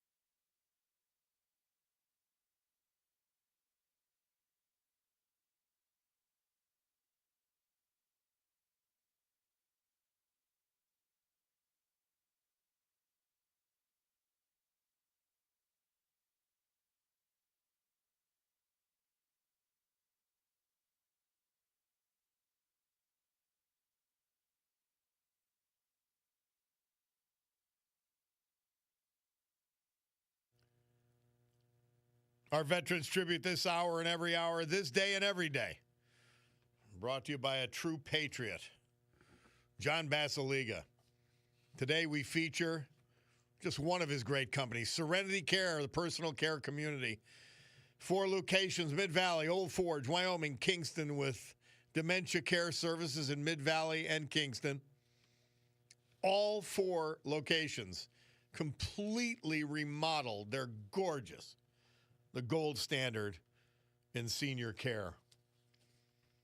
Our veteran this hour, Thomas Beansy Culkin. Oh, we tragically lost him July 17th after a short but courageous battle with aggressive cancer at the age of 77. He's survived by his devoted wife of nearly 55 years, the former Marilyn Guarina. He was born and raised in the heart of Scranton's Shanty Irish Nativity section, the great Nativity section. His journey through life began with humble roots, including his first job at Briar's Service gas station, where he learned the school of hard knocks. Oh, Briar Sunoco, another. Oh. Tom met the love of his life, Marilyn, at St. Mary's 8th grade dance, 1963. After graduating from South Catholic High School, he proudly enlisted in the United States Navy, serving aboard the USS New Orleans, a helicopter landing platform during the Vietnam conflict. He returned home to further his education with a bachelor's degree from King's College. He became the first Scranton police officer to graduate with a degree in criminal justice. He went on to receive a master's degree in public administration from Marywood University. Tom Culkin retired with distinction as a Scranton police officer for 32 years, shield number 114. He worked in patrol, undercover, investigations, and ultimately retired as a detective. One of the proudest moments of his career was being honored at the St. Patrick's Day Parade in Holyoke, Massachusetts, for his role in capturing a suspect who had taken the life of a fellow officer. He became director of security after retirement for Snow Mountain Ski and Water Park, Montage. He's survived by his 4 daughters as well as his wife. He was a proud grandfather. He's also survived by his Irish twin brother, Patrick, and 2 honorary sons, Matthew and Ethan Golden. He was a proud 50-year member of the Fraternal Order of Police and the German-American Club, as well as a 40-year member of the Scranton Pool League. A proud Irishman. He was involved in the St. Patrick's Day Parade Committee and was honored as parade marshal in 2009. But he may be best known, or most widely known, I would say, and beloved as the creator of the Scranton's iconic Holiday House on Music Street in that city, a labor of love and joy that delighted the community for over 50 years. His Christmas, Easter, Halloween displays drew visitors from all over, and they were a treasured tradition of love, in my view, for generations of families. Tom Culkin will be remembered as a man of integrity, service, humor, and heart. He was an officer, a veteran, a community icon, and above all, a devoted family man whose love and generosity left a lasting mark on everyone who knew him. Joining us, his daughters, Bridget Judge and Amy Ostrowski. Ladies, how are you? Oh, Hello, thank you so much. Oh, what a proud, proud legacy for Tom Culkin. Man, your dad. Tell us about him, Bridget. Thank you so much for having us and for honoring him. He meant the world to us, and these last couple weeks, he meant a lot to a lot of people in the area. Yep. My father would smile all the time, and he always had that, infectious smile on his face. And he loved his city, he loved his country, and he loved to decorate his house and give back to the community. That was so much work, Amy. I mean, it was so much work. It was so intricate. And I know this. My girlfriend Cutie told me, she said, if you go into the backyard, it's like a different planet, even when it's not decorated. It is. The backyard throughout the year, it was just like a resort. It just elaborate inside, and he had murals done, and the plants and trees and the pool and just the decoration. Just you would walk through, people would come through in awe, and that's going to be for that's forever part of our family home. Yeah. It was, that will always be. Unfortunately, the Holiday House won't, just be able to continue. It's his legacy, That's and too no bad. one can match it. We would, there are people have reached out to help, and our husbands and the grandsons and stuff, would be able to, but it wouldn't be. It was his, and it's just unfortunately got to end. It's going to be the first Christmas in dark at that home in our lives. It's going to be terrible thinking of that. It's sad, but in a way, it's a tribute to him. That it could not live on beyond him. It really couldn't. Yeah. He was a special guy. And I said the picture in the obituary just captured his spirit and his smile. Yeah. I remember the last time I saw him and was talking to him, and he was telling me he enjoyed the show and got a kick out of some of the stuff I was doing, and we were always friendly. And the other thing is, and he's been retired for a bit, he was a great cop. Yes. Yeah, he was. Bridget, he was. Yeah, either one of you ladies, talk about that. I mean, he was proud to be a cop. He was very proud to be a Scranton policeman. He was. He was very proud of it, and he put a lot of work and energy into it. Like you just said right in the beginning, he took pride in it, and he was the first Scranton police officer to have his degree in criminal justice, and that meant a lot to him. I mean, there were others, that came after him, and people that had degrees prior, but the first to have criminal justice. And he moved up the ranks. Like, he didn't have anything handed to him, and he worked. And like I said, he loved this city, so he took pride and was very honored to be a Scranton police officer and to be able to give back to this community. And it showed because, people would always say, and they trusted him, and, they felt that, he did a good job. And as we thought. Bridget Judge and Amy Ostrowski, the daughters of Thomas Culkin, with us to talk about him in this tribute. One of the things that I think said the most about him, your mother, your family, was that, as Music Street became less and less of a great neighborhood, he didn't move out. He dug in and improved it more and more. Yes. Incredible. 100%. And he would say that all the time. He was born and raised in that area, and no one was chasing him out, and he was going to try to make it better one step at a time. And, like I said, he took pride, and he would want to know, like, who was moving in or who was around. And, and there was a lot of good neighbors that, that were there through the years. Yeah. But you're 100% right. Bridget Judge, if you had one comment about Dad, what would it be? Oh my God, that's a hard one. I know. That's why I gave it to you. Yeah, he definitely. He is integrity. He taught us from a young age, and growing up 4 daughters with a Scranton cop for your father, the stories we can tell you, right, and the stories we've heard, it was always, it was just love. He loved his family. He loved what he did, and loved his community. Amy Ostrowski, how about you? Oh yeah, he just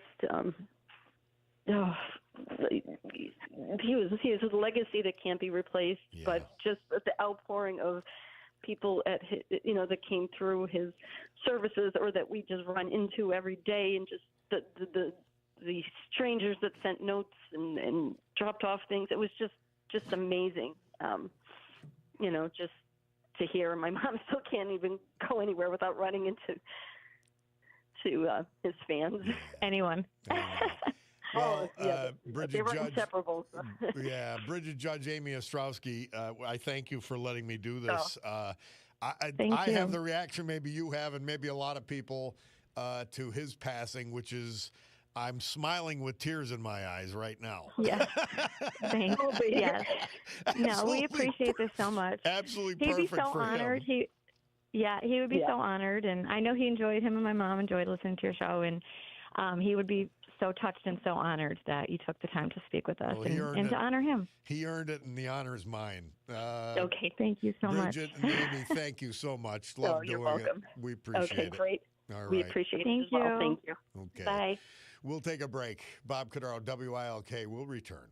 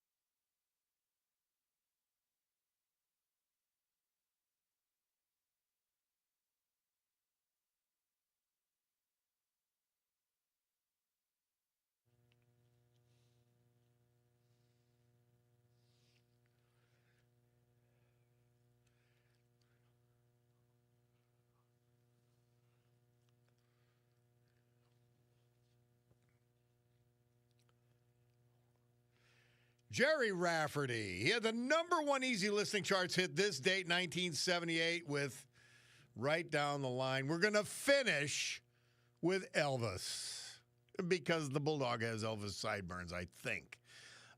Because on this date in 1972, he had his 38th and final top 10 hit at number 8 with Burning Love. Do you have a live version, Bulldog? Did you find a live version?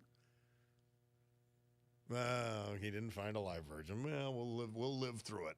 We'll live through it. But boy, did I enjoy that, talking about Thomas Culkin.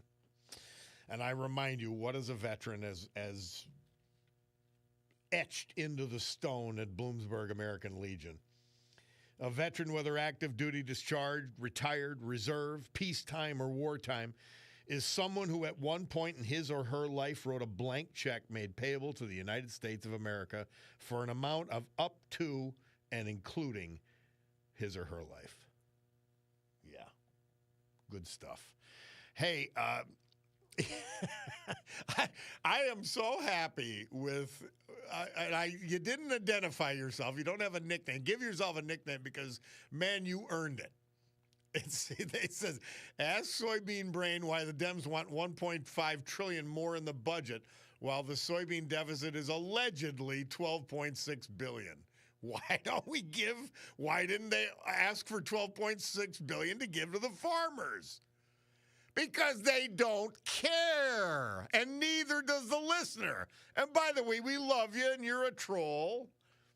But my gosh, you don't care.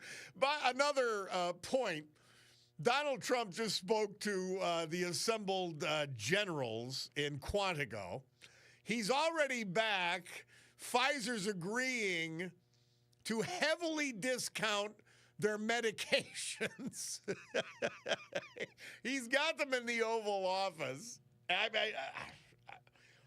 I'm telling you, the things that he does are astonishing. You can like him, you can not like him. I happen to think he's very funny, but the achievements, they just keep going. And they're attacking on all fronts of the horrendous mess that this country and specifically the Biden administration had gotten us into. Amazing, amazing stuff. So another announcement in the Oval Office. How much can you do in one day? Well, Donald Trump will show you. We go from sleepy sleep time to this. And by the way, back to a subject I brought up earlier. Even if Cutie buys me a Paul McCartney T-shirt, I'm not wearing it to the Paul McCartney concert. It's just not happening. I'm 99 years old. I'm going to wear a fan shirt. That's not going to happen. And instead, with the money, I could probably get a double scotch. I think that's a much better deal. Well, we'll let Elvis finish it out, guys. Great to be with you. You know that. You already know that. And had an enjoyable day. God willing, I'm with you tomorrow morning at 9. Final mention of our great veterans brought to you by our guy, John Basiliga. And thank you to him for allowing those moments like we just had. But Carson Ryman, Bloomsburg, U.S. Air Force retired Lieutenant Colonel Thomas Yackel, Whitehaven, James Paley, Kingston, William Grambo, Covington Township, and the late, great Thomas Beansy Culkin, South Scranton, and proudly so. Guys, have a great afternoon. I can't stay any longer. I would. Sue Henry show next. Rob O'Donnell show after that. But for now, we've got to gavel to a close this meeting of the Club for Common Sense and say adios. Have a great afternoon.